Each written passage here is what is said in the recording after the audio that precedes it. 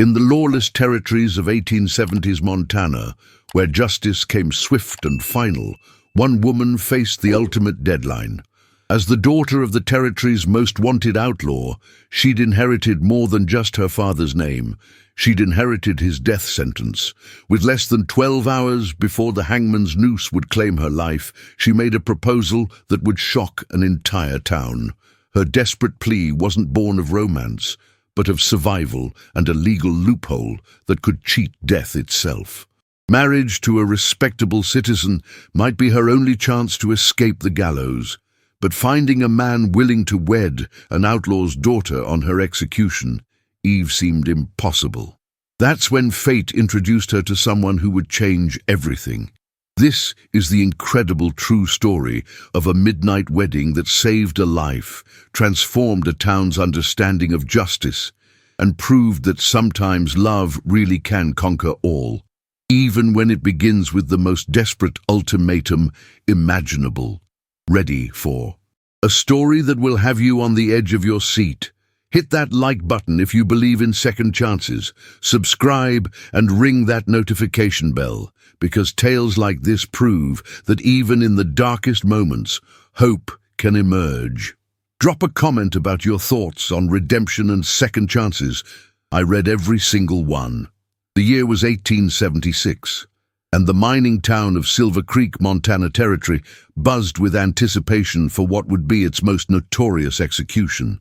Catherine Kate Sullivan, daughter of the infamous outlaw Blackjack Sullivan, sat in the territorial jail's only cell reserved for women, counting down her final hours before dawn would bring the hangman's rope. Kate's father had terrorized the Montana Territory for nearly a decade, leading a gang of desperados who robbed banks, held up stagecoaches, and killed anyone who stood in their way. Blackjack Sullivan's name struck fear into the hearts of settlers from Billings to Bozeman, and his capture 3 months earlier had been cause for celebration throughout the territory. The problem was that Blackjack had died during his capture, shot down in a blazing gunfight with territorial marshals before he could face trial for his crimes. The people of Montana Territory felt cheated of their justice, denied the satisfaction of seeing the notorious outlaw pay for his reign of terror with his life on the gallows. That's when someone remembered that territorial law included provisions for inherited guilt in cases of family criminal enterprises. If the head of a criminal organization died before facing justice, immediate family members who had participated in or benefited from criminal activities could be held accountable for the family's crimes against the territory.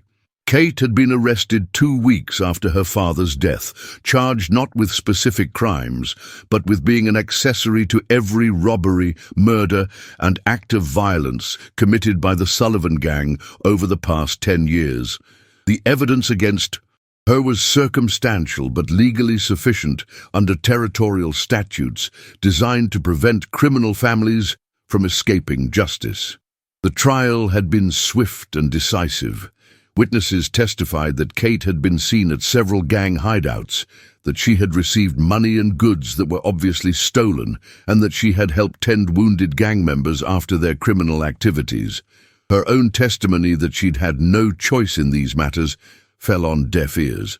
Miss Sullivan, Judge Cornelius Thorne, had declared during sentencing, "You may not have pulled triggers or held up banks yourself, but you lived off the proceeds of your father's crimes and provided comfort and aid to known murderers and thieves.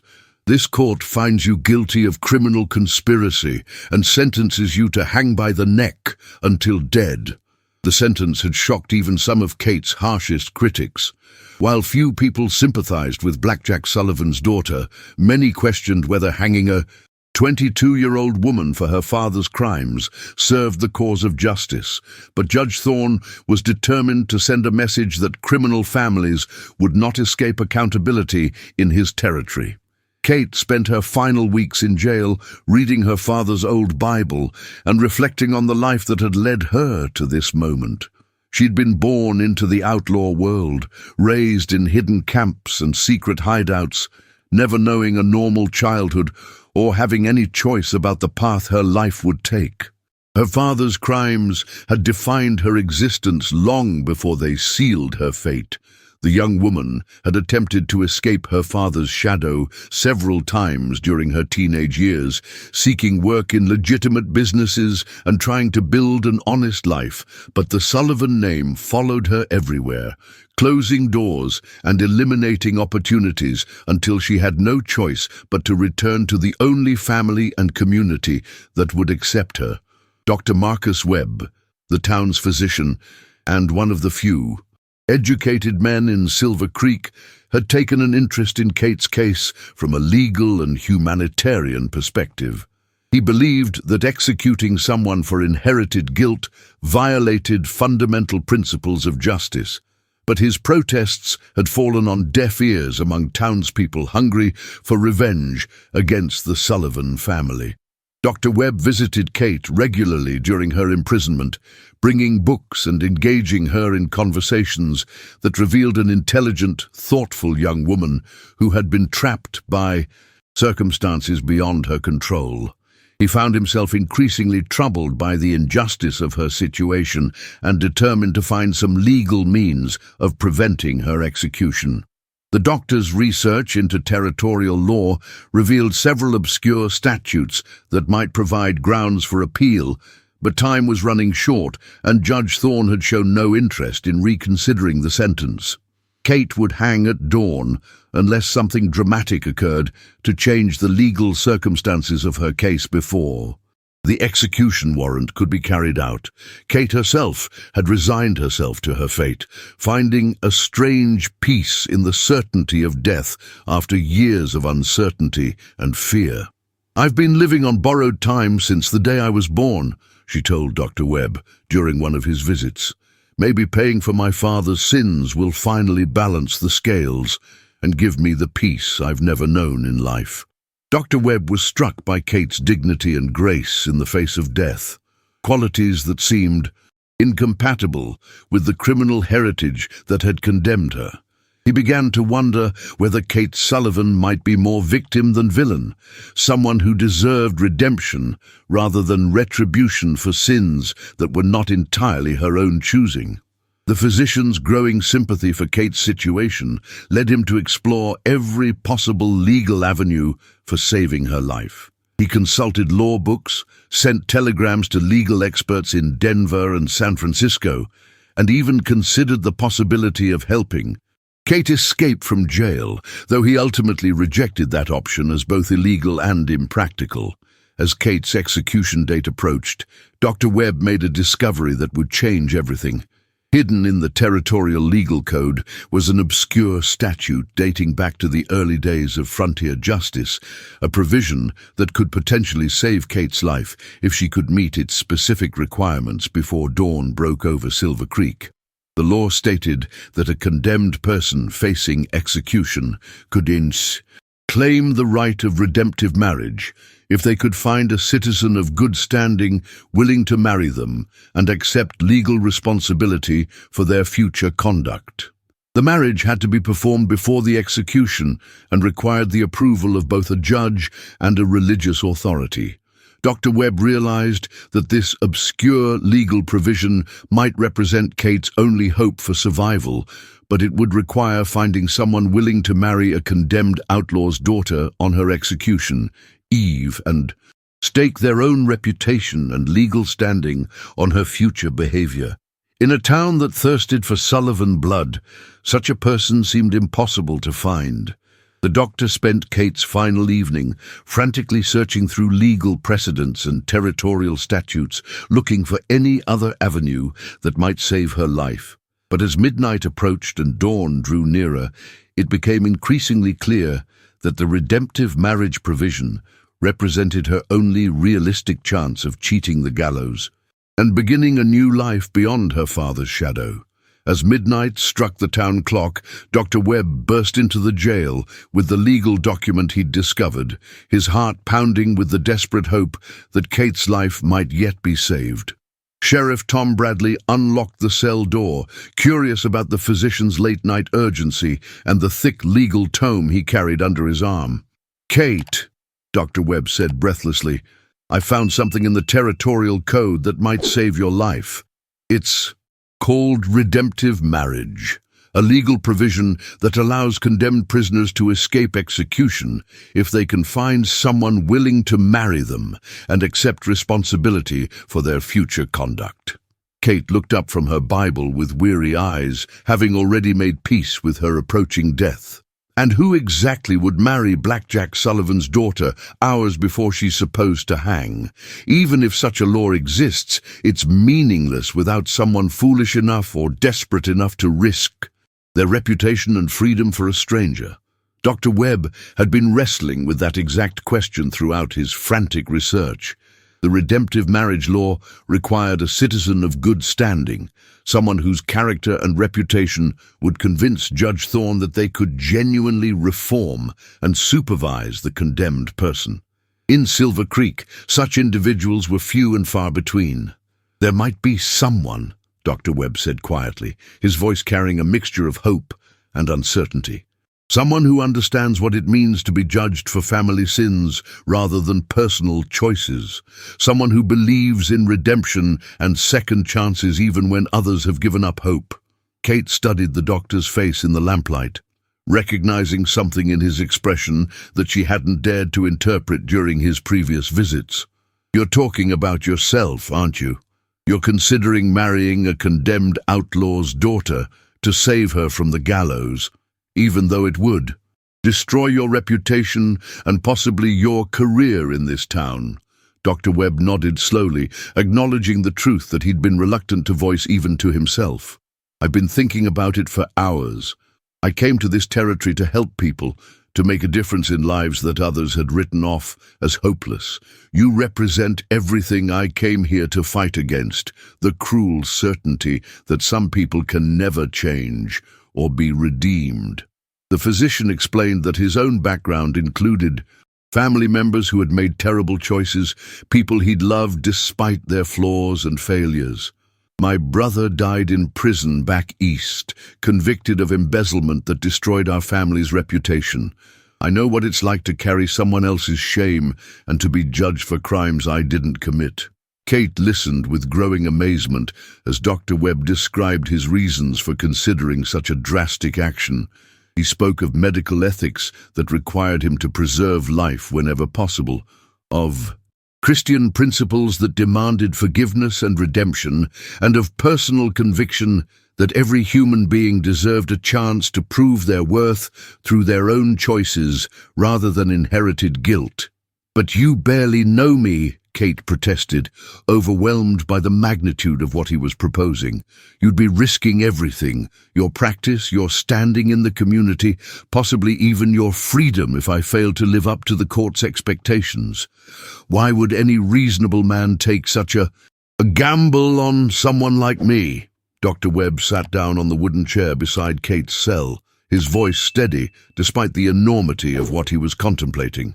"Because I've seen your character during these past weeks. I've watched how you've faced death with dignity, how you've treated Sheriff Bradley and his deputies with respect despite their hostility, how you found peace in scripture and reflection rather than bitterness and rage."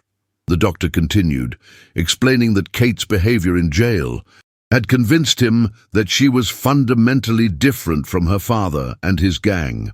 "You've never expressed hatred for the people who condemned you, never plotted revenge or escape, never shown any of the characteristics that made your father so dangerous. That tells me more about who you really are than any family history could." Kate felt tears streaming down her face as she listened to Dr. Webb's extraordinary offer. No one in her entire life had ever seen her as anything other than black. Jack Sullivan's daughter, but this educated, respected man was willing to stake his future on his belief in her potential for redemption and change. "The law requires that the marriage ceremony be performed before dawn," Dr. Webb explained, consulting the legal document again. "We would need Judge Thorne's approval, which might be difficult given his determination to see justice done. We'd also need a minister willing to perform the ceremony under these unusual circumstances. Sheriff Bradley who had been listening to the conversation with growing astonishment, cleared his throat nervously. "Doc, are you absolutely certain about this? Judge Thorne isn't going to be happy about being woken up in the middle of the night for something like this, and the whole town is expecting to see Miss Sullivan hang come morning." Dr. Webb stood up with determination, his medical training and humanitarian instincts overriding his natural caution. "Tom, I need you to wake up Judge Thorne and Reverend Matthews. Tell them we have a legal matter that requires immediate attention before the execution. Kate, I need your answer. Will you marry me to save your life and give us both a chance to prove that redemption is possible?" Kate looked into Dr. Webb's eyes, seeing genuine compassion and unwavering resolve despite the risks he was taking. "Yes," she whispered, her voice barely audible, but filled with gratitude and determination. "Yes, I'll marry you, and I swear by everything holy that I'll spend the rest of my life proving worthy of this incredible gift you're offering me." Sheriff Bradley shook his head in amazement as he prepared to wake up the judge and minister. "This is either the most Christian thing I've ever witnessed or the most foolish, but either way, it's going to be a night that Silver Creek talks about for the next 50 years. Within minutes, the jail was buzzing with activity as word spread through the town that Dr. Webb was attempting to save Kate Sullivan's life through marriage. Some citizens gathered outside the jail in curiosity and outrage, while others remained home, uncertain whether they were witnessing an act of heroic compassion or dangerous folly. Judge Thorne arrived at the jail in his nightclothes, his face dark with anger at being disturbed for what he assumed was a frivolous attempt to delay justice. But when Dr. Webb presented the redemptive marriage statute and his formal request to invoke it, the judge's expression changed from anger to serious legal consideration. "This is highly irregular," Judge Thorne muttered, studying the legal document by lamplight. "The redemptive marriage provision hasn't been used in this territory for decades.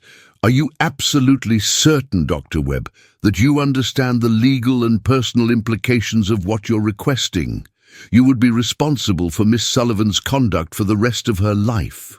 Dr. Webb nodded firmly, his voice steady despite the magnitude of the moment. "Your Honor, I understand completely. I'm prepared to accept full legal and moral responsibility for Kate's future actions. I believe she deserves a chance to prove that she's not defined by her father's crimes, and I'm willing to stake my reputation and freedom on that belief." Reverend Matthews arrived shortly after the judge, his expression revealing the internal struggle between Christian compassion and social propriety that Kate's situation represented. As the town's spiritual leader, he'd preached about forgiveness and redemption, but applying those principles to Blackjack Sullivan's daughter tested the limits of his convictions. Judge Thorne spent nearly an hour examining the redemptive marriage statute, consulting additional legal references that Sheriff Bradley retrieved from the courthouse, while the clock on the jail wall ticked steadily toward dawn. The judge's thorough review was both encouraging and terrifying. It suggested he was taking the legal provision seriously, but precious time was slipping away. "The law is clear," Judge Thorne finally announced to the assembled group. "The redemptive marriage provision does exist in territorial code, and Dr. Webb meets all the qualifications as a citizen of good standing. However, I must be convinced that this marriage represents a genuine commitment to rehabilitation rather than merely a legal maneuver to avoid justice." Dr. Webb stepped forward, his voice ringing with conviction despite the early morning hour and extraordinary circumstances. "Your Honor, I wouldn't risk my career and reputation on a legal technicality. I've observed Kate Sullivan for weeks, and I believe she possesses the character necessary for genuine reformation. I'm prepared to guide and support that transformation with my life if necessary." The judge turned his attention to Kate, studying her face carefully in the lamplight. "Miss Sullivan, this marriage would save your life, but it would also bind you to conditions that many would consider more restrictive than death You would live under constant scrutiny, your every action reflecting on Dr. Webb's judgment and reputation. Are you prepared for such a life? Kate met Judge Thorne's gaze without flinching, her voice steady despite the emotional intensity of the moment. Your Honor, I've lived my entire life under the shadow of my father's crimes, judged for choices I never made and actions I never took. If Dr. Webb is willing to give me a chance to prove my worth through my own choices, I'll accept any conditions necessary to earn that opportunity. Reverend Matthews had been struggling with his own conscience during the legal proceedings, torn between his desire to see justice done and his Christian obligation to offer redemption to those who sought it. Judge Thorne, he said quietly, I've counseled both Dr. Webb and Miss Sullivan during her imprisonment. I believe their intentions are genuine, and I'm prepared to perform the ceremony if you approve it. The clock struck 3 a.m.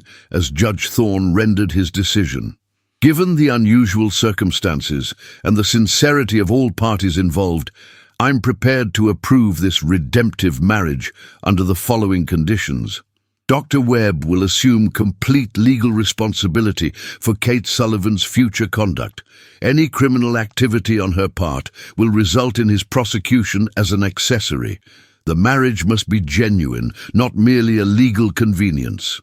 Sheriff Bradley had been preparing for Kate's execution since midnight, erecting the gallows and making final arrangements for what the town expected to be its most significant public event in years. Now he found himself dismantling those preparations and organizing an impromptu wedding ceremony in the town jail, a transformation that seemed to symbolize the power of mercy over vengeance.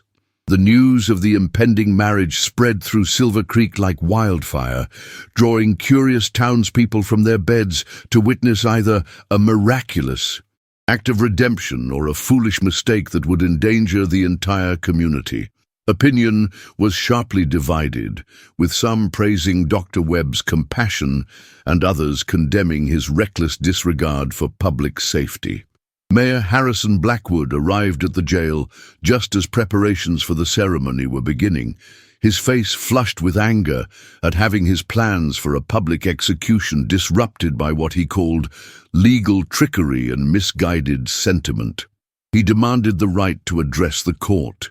Before the marriage proceeded, representing the community's desire to see justice served.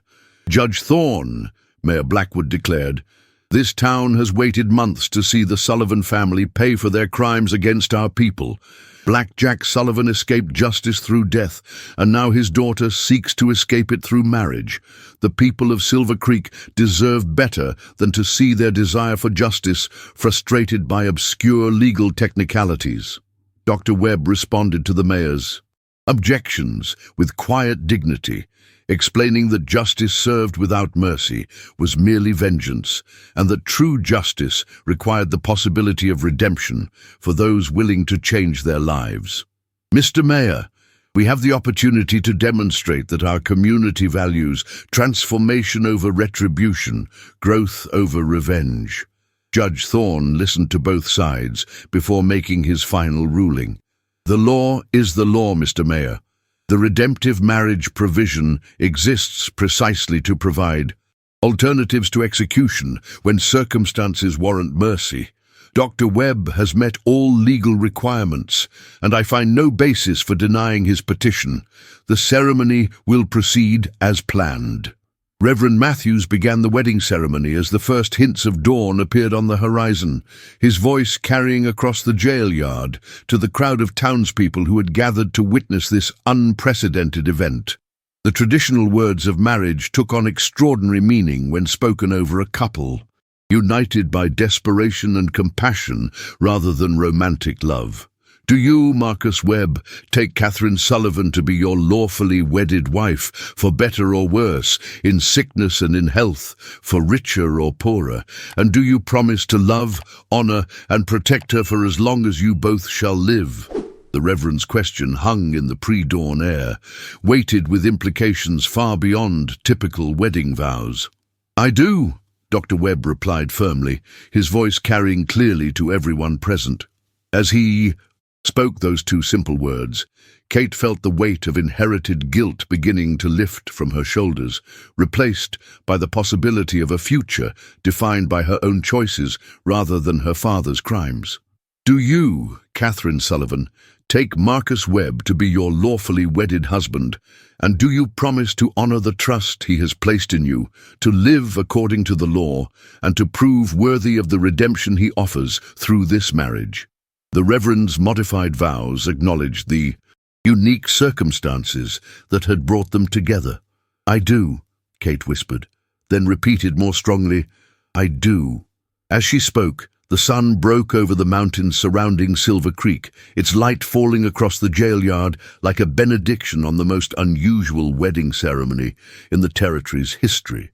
Judge Thorne pronounced them husband and wife, just as the town clock struck 6, the hour originally scheduled for Kate's execution.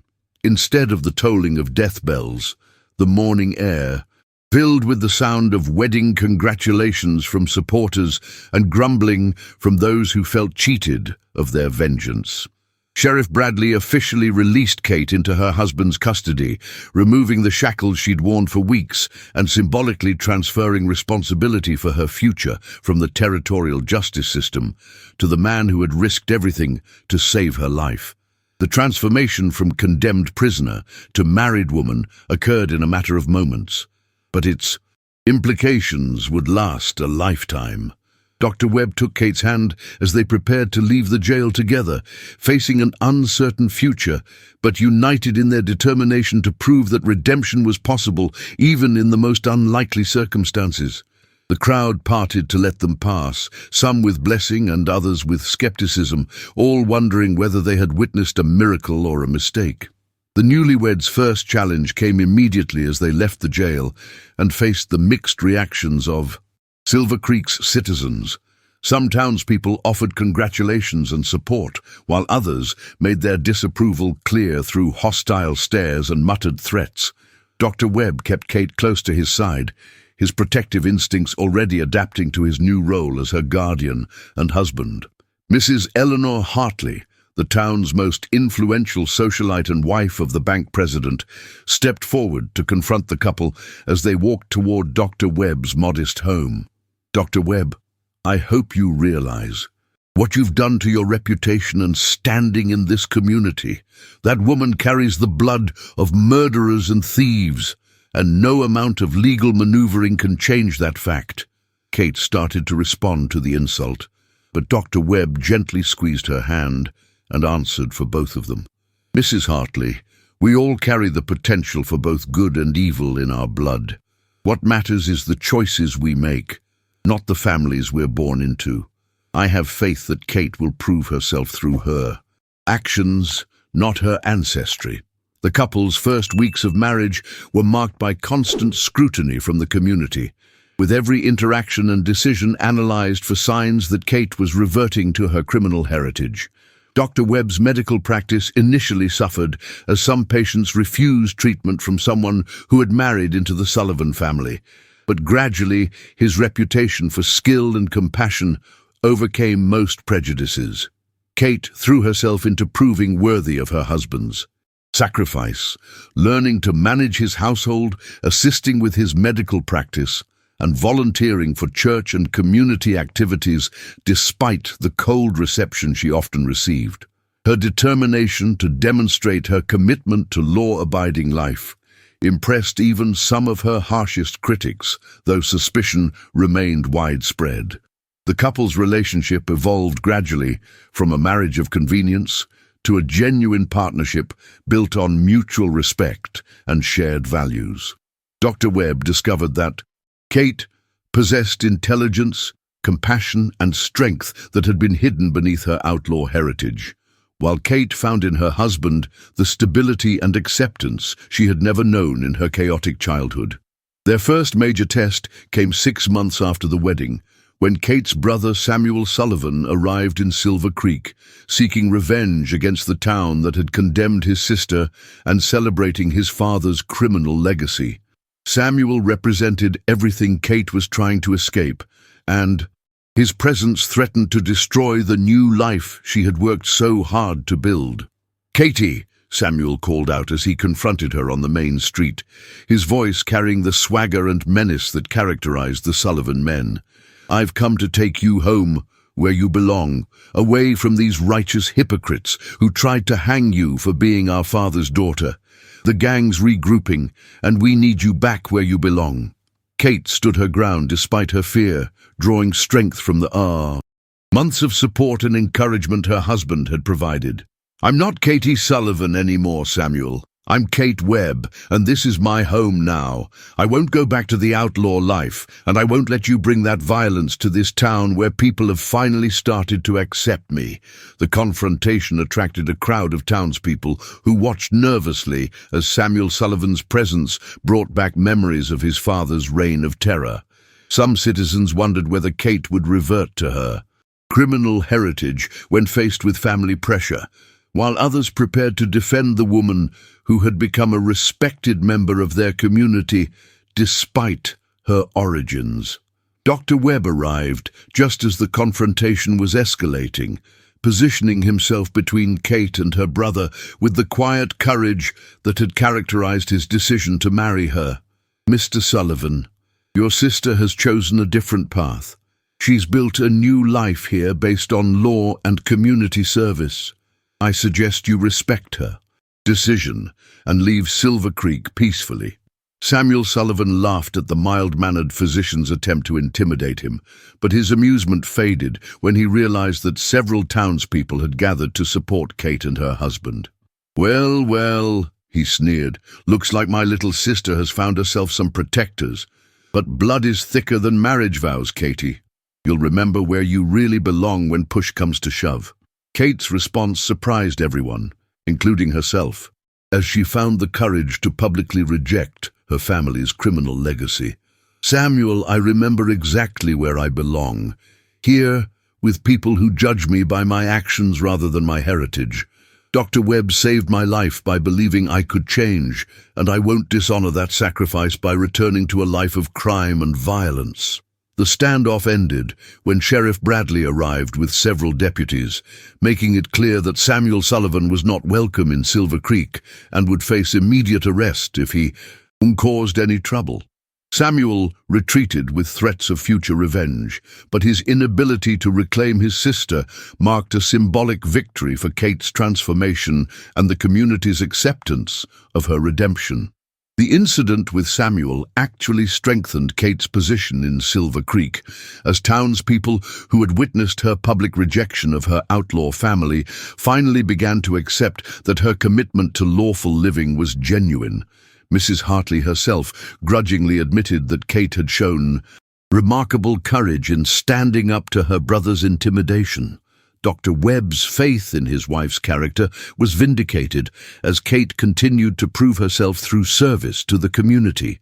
She became known for her work with sick children, her assistance to elderly residents, and her quiet but effective fundraising for church and civic projects. Her past as an outlaw's daughter became less relevant as her present as a community leader took precedence. The couple's marriage deepened into genuine love as they shared the challenges and rewards of building a respectable life together. Kate's gratitude for her husband's sacrifice evolved into profound affection for the man who had seen her potential when no one else would, while Dr. Webb discovered that his practical decision to save a life had brought him unexpected happiness. 5 years after their dramatic midnight wedding, Kate gave birth to their first child, a son they named Thomas after Dr. Webb's father. The baby's arrival symbolized Kate's complete transformation from condemned outlaw to respectable mother, and even her harshest former critics acknowledged that she had successfully escaped her family's criminal destiny. Judge Thorne, now elderly and nearing retirement, often pointed to the Webb marriage as evidence that the justice system could serve redemption as well as punishment. "Sometimes mercy accomplishes what vengeance cannot," he would tell visiting legal scholars. Kate Webb proved that people can change when given the proper motivation and support. The redemptive marriage that had begun as a desperate attempt to cheat the gallows evolved into one of Silver Creek's most enduring love stories. Dr. and Mrs. Webb became pillars of their community, their marriage serving as proof that second chances, when properly guided, could produce remarkable transformations in even the most unlikely circumstances. Kate never forgot the night her husband saved her life by taking her hand in marriage, and she spent the rest of her days proving worthy of that extraordinary gift. Their love story became legend throughout Montana Territory, inspiring other communities to consider mercy alongside justice and demonstrating that sometimes the most desperate ultimatums can lead to the most beautiful redemptions.